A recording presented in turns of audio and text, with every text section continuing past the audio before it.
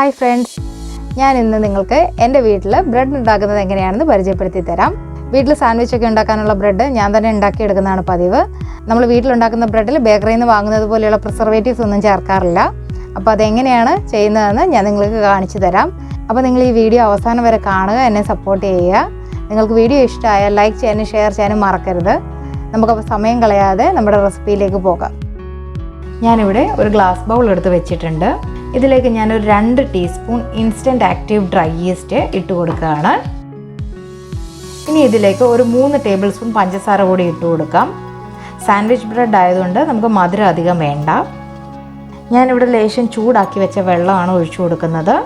ചൂട് ഒരുപാടാകരുത്, ചെറിയ ചൂടേ ആകാവൂ. ഇനി നമുക്ക് ഒരു 3.5 കപ്പ് മൈദ ഇട്ട് കൊടുക്കാം.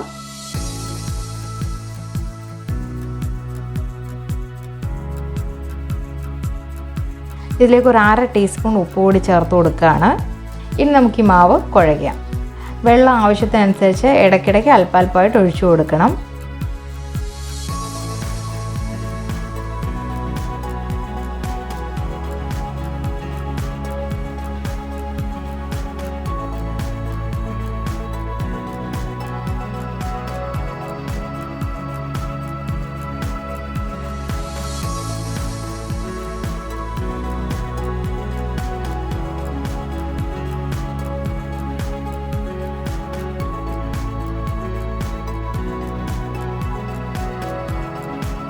മാവ് മൊത്തത്തിലൊന്ന് കുഴഞ്ഞ് കിട്ടിയിട്ടുണ്ട്. ഇനി ഞാൻ ഇതിലേക്ക് ഒരു 30 ഗ്രാം ബട്ടർ ചേർത്ത് കൊടുക്കുകയാണ്.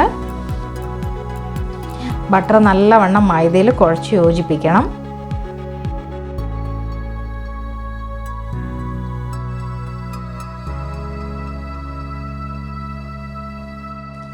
ബട്ടർ എല്ലാം നല്ലവണ്ണം മൈദയിൽ കുഴഞ്ഞ് കിട്ടിയിട്ടുണ്ട്.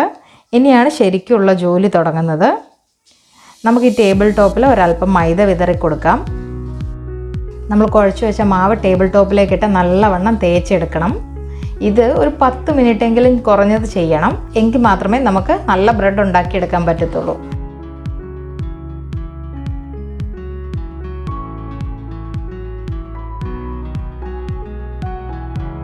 ബ്രെഡിനുള്ള നമ്മുടെ മാവ് ഇവിടെ റെഡി ആയിട്ടുണ്ട്. ഇതിലേക്ക് ഞാനൊരല്പം സൺഫ്ലവർ ഓയിലൊന്ന് തേച്ച് കൊടുക്കുകയാണ്. ഒരു വലിയ ഗ്ലാസ് ബൗളിലേക്ക് ഞാനിത് ഇറക്കി വെക്കുകയാണ്. ബൗൾ ഞാൻ മുന്നേ തന്നെ ഓയിൽ കൊണ്ട് ബ്രഷ് ചെയ്തിരുന്നു. ഇനി ഇതൊരു ക്ലിംഗ് റാപ്പ് വെച്ചിട്ട് സീൽ ചെയ്തിട്ട് 1 മണിക്കൂർ വയ്ക്കണം.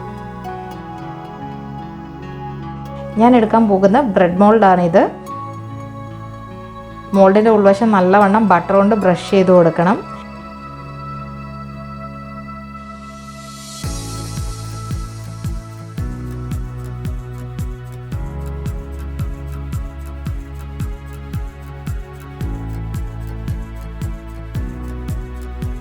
ഇനി മോൾഡിൻ്റെ അടപ്പും ഇതേപോലെ ബട്ടർ കൊണ്ടൊന്ന് ബ്രഷ് ചെയ്ത് കൊടുക്കണം.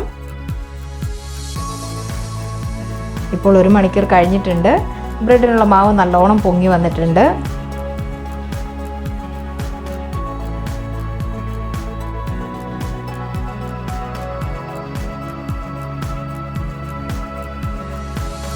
ഇനി നമുക്ക് നമ്മുടെ മാവ് ഒന്ന് ഷേപ്പ് ചെയ്തെടുക്കാം. അല്പം മൈദ ടേബിൾ ടോപ്പിലേക്ക് വിതറി കൊടുക്കാം.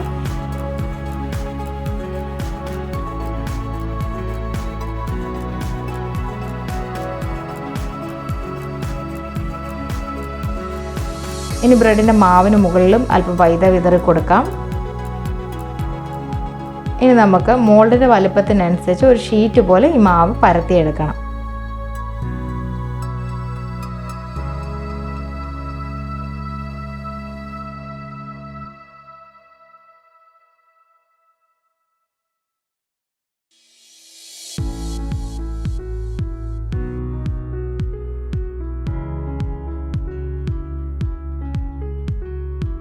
നമ്മുടെ മാവ് ഇപ്പോൾ ഷീറ്റ് പോലെ പരത്തിയെടുത്തിട്ടുണ്ട്. ഇനി ഒരു സൈഡിൽ നിന്ന് പതുക്കെ റോൾ ചെയ്ത് കൊടുക്കാം.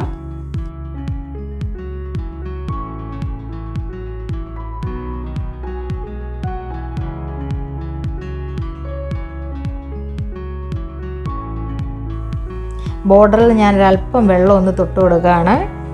അപ്പോൾ ഇതൊന്ന് നല്ലോണം ഒട്ടിയിരിക്കും. ഇനി ബ്രെഡിൻ്റെ 2 സൈഡും നമുക്കൊന്ന് ഷേപ്പ് ചെയ്തെടുക്കാം.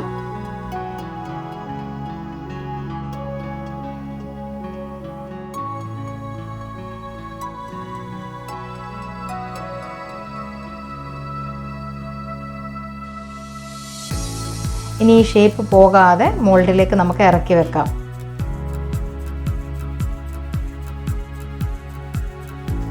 ഈ റോൾ ചെയ്ത മാവിൻ്റെ മുകളിലും ഞാനൊരല്പം ബട്ടർ ബ്രഷ് ചെയ്ത് കൊടുക്കുകയാണ്.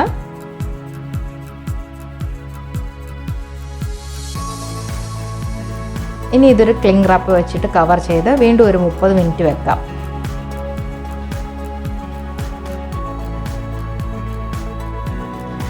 മിനിറ്റ് കഴിഞ്ഞു. ഇനി ഞാൻ മോൾഡ് ലിഡ് വെച്ചിട്ട് അടയ്ക്കുകയാണ്. ഞാനപ്പോൾ ഓവൻ 200 ഡിഗ്രിയിൽ 10 മിനിറ്റ്സ് പ്രീഹീറ്റ് ചെയ്യാൻ വെച്ചിരുന്നു. ഇനി ബ്രെഡ് നമുക്ക് ഒരു 185 ഡിഗ്രിയിൽ 50 മിനിറ്റ് ബേക്ക് ചെയ്തെടുക്കണം. 50 മിനിറ്റ് കഴിഞ്ഞ് നമ്മുടെ ബ്രെഡ് ഇവിടെ ബേക്കായി കിട്ടിയിട്ടുണ്ട്. ബ്രെഡ് നമുക്ക് പെട്ടെന്ന് തന്നെ മോൾഡിൽ നിന്ന് പുറത്തെടുക്കണം. മോൾഡിൽ തന്നെ ഇരുന്ന് കഴിഞ്ഞാൽ ഈർപ്പം തട്ടും. അപ്പോൾ സൈഡൊക്കെ നനഞ്ഞ പോലെ ഇരിക്കും. നമ്മുടെ സാൻഡ്വിച്ച് ബ്രെഡ് ഇവിടെ നല്ല ഷേപ്പിൽ ഭംഗിയായിട്ട് കിട്ടിയിട്ടുണ്ട്.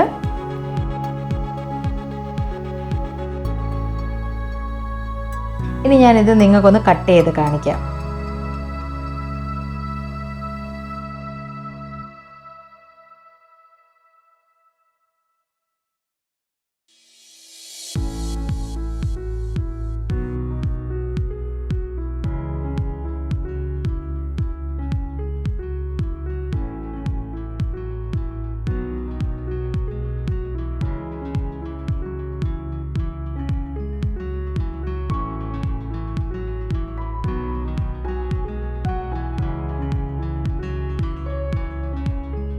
നല്ല സോഫ്റ്റാണ്. ബേക്കറിയിൽ നിന്നുമൊക്കെ വാങ്ങുന്ന അതേപോലെ തന്നെ ഭംഗിയായിട്ട് കിട്ടിയിട്ടുണ്ട്.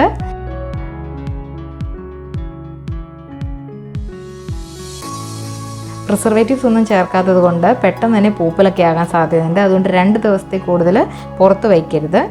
നമുക്കിത് ഫ്രിഡ്ജിൽ സൂക്ഷിക്കാം. ഒരാഴ്ചയ്ക്ക് മേളിൽ ഒരു കുഴപ്പവും കൂടാതെ ഇരുന്നോളും. നിങ്ങളിത് തീർച്ചയായിട്ടും ട്രൈ ചെയ്ത് നോക്കണം. എന്നിട്ട് റിവ്യൂസ് എന്നെ അറിയിക്കാൻ മറക്കരുത്. നിങ്ങൾക്ക് ഈ വീഡിയോ ഇഷ്ടമായെന്ന് കരുതുന്നു. ഇനിയൊരു റെസിപ്പിയുമായി നമുക്ക് വീണ്ടും കാണാം. താങ്ക്